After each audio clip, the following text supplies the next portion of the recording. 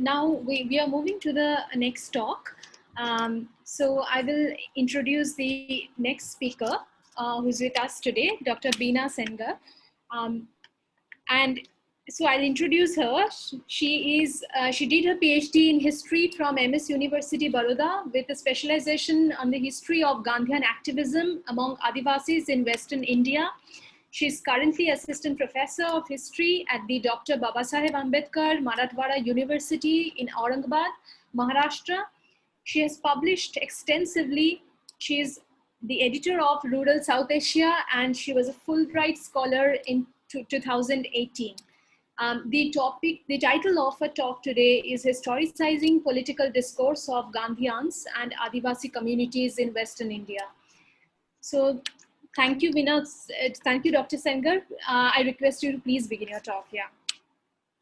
And you have 20 minutes, so I will send you a reminder after 15 minutes. Thank you. Thank you, Deodana, and thank you, Dr. Choksi and Dr. Alok, and all the Dr. Smith and all the panelists, and also IIT Gandhinagar for hosting such a timely seminar on Gandhi and the questions of Adivasi. Definitely in these times of political churning in India, when things are pretty unclear where exactly we locate the loyalties and priorities of state as well as the communities themselves. Especially now, there is certainly an apprehension that the category of tribe and indigenous will be mitigated in India. Perhaps that is what my apprehension says about it. So I'll just try to share a couple of slides, although I didn't make too many.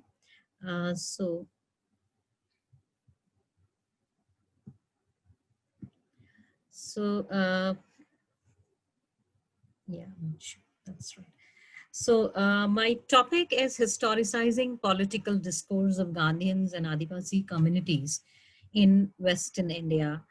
So definitely when we say Gandhian or Gandhi, we have to determine what exactly we understand about who is Gandhi and who is Gandhian, and who definitely is the person, or who are these persons who are defining themselves as ideologue, follower, or the harbinger to do something for the so-called indigenous communities of India. We definitely know that there is no clear-cut definite demarcation in India about indigenous as such, because we know that we have yet not defined who is indigenous in India. So it was when we see into the different kinds of works which were done by Gandhi under his leadership through Indian National Congress from 1916 onwards, when we had the famous the Champaran Satyagraha in eastern parts of India. Thereafter, we find the active political engagement of the Indian National Congress and many of the followers of Mahatma Gandhi and his ideology in different parts of India. So was it, the question definitely arrives that at that particular moment, Gandhi was no doubt preeminently involved in the concept of rurality. He was the first leader in Indian nationalist political system who integrated the rural masses with the nationalist movement in India. Prior to it, we find that it was a bit more scattered, and it was more about legislative representation in the urban areas of India.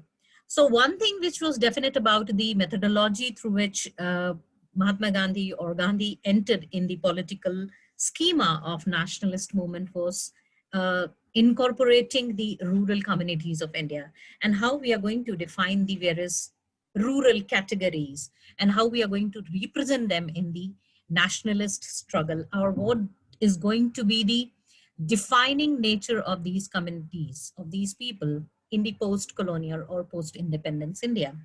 So inherently, as I had said that, so I'll come to this slide. So inherently it was about political ideology, which was a dominant scheme of mainstream society, which navigate the political discourse in colonial and post-colonial era in India.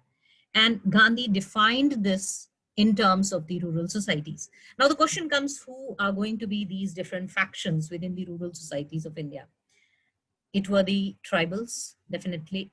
It were basically the rural communities of the caste hierarchies of the upper caste and the lower caste in India, whom he gave a different name as well when he, after the different Ambedkar and Gandhi debates, we find the concept of Harijan coming up. But when it comes to the indigenous community or the tribal communities of India, somehow Gandhi kept a safe distance. Whether it was directly even in the Gujarat, where actually Gandhi began his political journey from 1916 to 1930s, we don't find Gandhi ever taking a direct inroads to the tribal belts of Gujarat. The task of doing this reformist activities, or what we could say, taking the inroads of Gandhian ideologue among the Indian tribal societies of in Gujarat and Western India and different parts of India, was given to certain leading figures within his coterie of followers. So we find initially in the 1916 and 18 onwards, we find two major figures, which of course Dr. Rai also mentioned. It was Amritlal Vittalbhai Thakur and Jugat Ram Dave, who took the task of his ideologies in the parts of different parts of tribal pockets within Gujarat. And only in the later decades, somewhere around 1920s, late 1920s, we find the inroads of the followers of Gandhian ideologies going to different parts of India as such. So how we understand these thought process and how they differed or even had what you could say the parallels to what Gandhi thought about. So when we look into the definite way through which Jugat Ram Dave and Amritlal Vittalbhai Thakur worked among the tribal communities of Gujarat, it is fairly different from what Gandhi perceived initially to be. So we don't find there is a lot of parallels which are formed in the working methodologies itself. So the whole concept of ashram culture and the way different tribals are worked by different tribals are being given services by different communities of what we could say by different these leadership within the Gandhian ideologue is fairly different from what was conceived by the Gandhi in the initial decades itself. Jugat Ram Dave, even though he adopted the methods of social reform, he did not adopted what Gandhi clearly stated in his section, in his debates. In fact, what we find, what Amritlal Vittalbhai Thakur or even Jugat Ram Dave was doing in the initial decades between 1920s to 1940s, in fact, it was more on the lines of the missionary activities. So to a certain extent, it was following a schema of a conversion in a different format. So which M.N. Srinivas also called as Sanskritization of the tribal communities in the different parts of India. So how far we call Gandhi and Gandhians to be integrated in ideological framework is a question mark in itself. It's only after 1940s when it becomes quite clear that the tribal regions, which are so far the autonomous regions, even in the political framework of the British Empire, they are going to be integrated in the system of governance throughout India or the so-called British India. It became clearly understood by many of these so-called social worker or Gandhian followers of Gandhians that they have to work out a scheme through which they have to incorporate these pockets within the nationalist or the post-colonial framework of so-called going to be India. So we have to understand that how the framework of Gandhian ideology turned up and how it evolved in itself in different decades of the colonial and post-colonial times. More to what was happening in the pre-colonial India, in the in the colonial era, between 1940s to 1950s, it is more important to understand that how actually the constructive frameworks of Gandhi and his ideology got into, um, what you could say, in the more diverse framework after the independence of India, and how the different working methodologies became more constructive in their own dynamics within the state formation categories. For example, let's take into consideration the majority of the ashrams which were established other than what was done in Surat, Bardoli, and Godhra in the Panchmahal district. We find a majority of these activities which evolved in the tribal areas of India, they evolved after 1950s. So prior to 1950s or 1947, the activities which were initiated by majority of the so-called Gandhian workers among the tribal communities of India was more about the creating a parallels wherever they could, where the directly British ruled territories were there. So um, let me just as he even the let me just say, even in the writings of Mahatma Gandhi, when he writes in Harijan that Adivasis are the original inhabitants whose material position is perhaps no better than that of Harijans, and who have long been victims of neglect on the part of the so-called high classes, and Adivasis should have found a special place in the constructive program. Not non-mention was an oversight. The Christian missionary has been more or less in sole occupation of the field. Great as his labor has been, it has not proposed as it might have, because of his ultimate aim being the Adivasi conversion to his fold and their becoming de-Indianized. Anyway, no one who hopes to construct Swaraj on the foundation of non-violence can afford to neglect even the least of India's sons. Adivasis are too numerous to be counted among the least. Actually, this statement itself qualifies to nothing for, like, if we'll say it in terms of the historicity of the tribal communities of India, it shows the kind of the naivety, the naive information which many of these Gandhians carried with them. Because when it comes into context that what was the historicity of these tribal communities of not only Gujarat, but altogether in different parts of Western India, how these tribal communities were understood, not only among the tribal themselves, but also within the larger framework of the cross-sectional politics of the region. These kinds of statements are coming from the clear-cut outsiders who have an agenda in their mind, or who have a certain kind of naive information of the community and their culture itself. So this kind of structural imbalance and the lack of the information was very much pertinent in the initial works of the Gandhians themselves, be it Gujjugat Ram Dave, or be it even Chakkar Baba, who was a staunch believer in the policy of assimilation. So that's why there was, even though, on the contrary, when we look into the Verrier Elvin, who himself was being guided by Mahatma Gandhi to go and work with the tribal communities, he had a different perception for the indigenous or the tribal communities of India. He believed more in being empathetic and to learn more about the historicity of their cultures.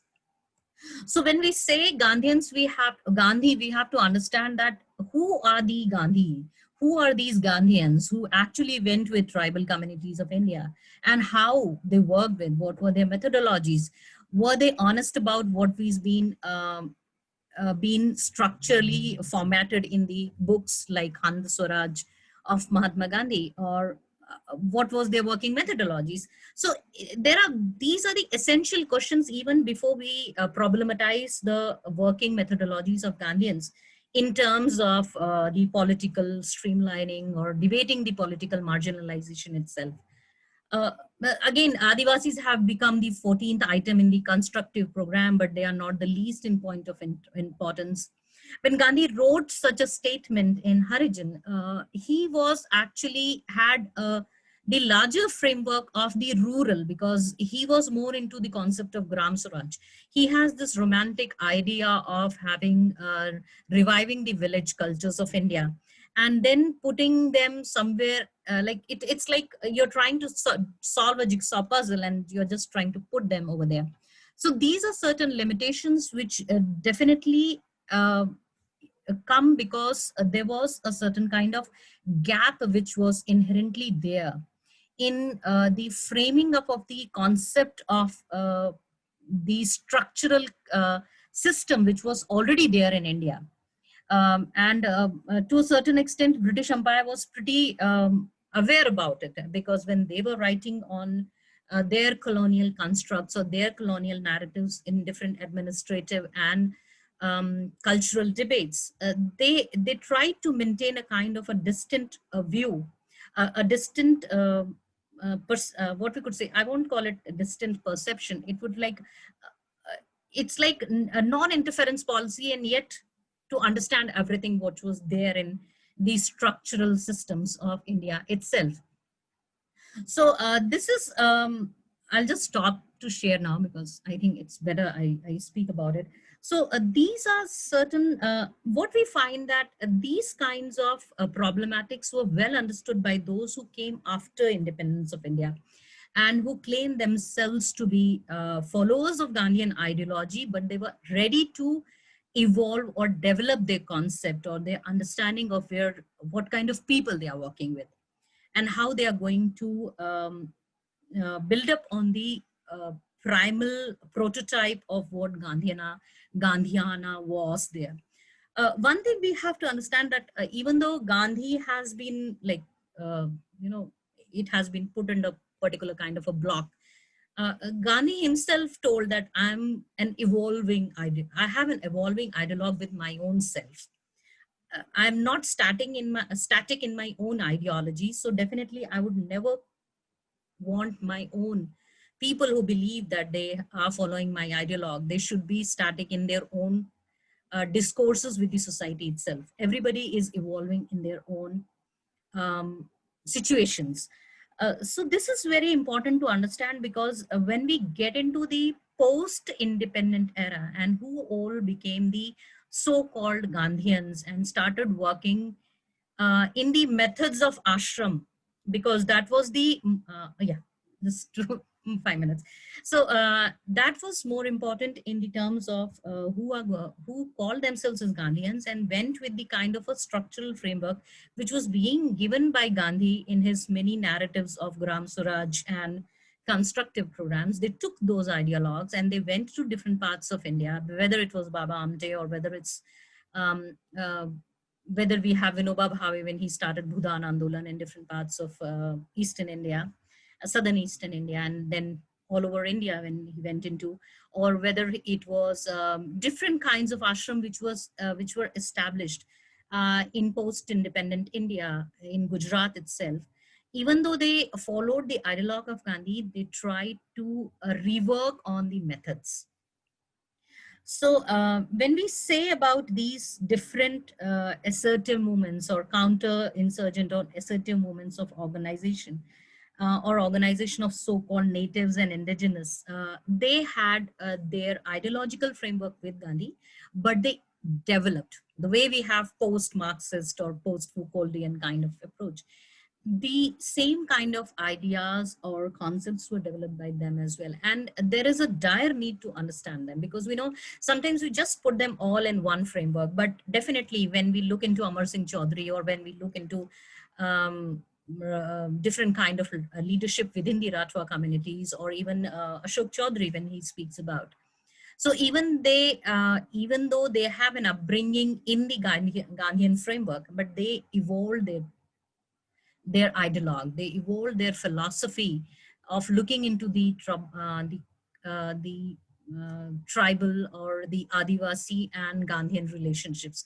So it's like an ever evolving kind of a relationship. It's an ideological relationship which need to be understood in its timeline and its historical framework.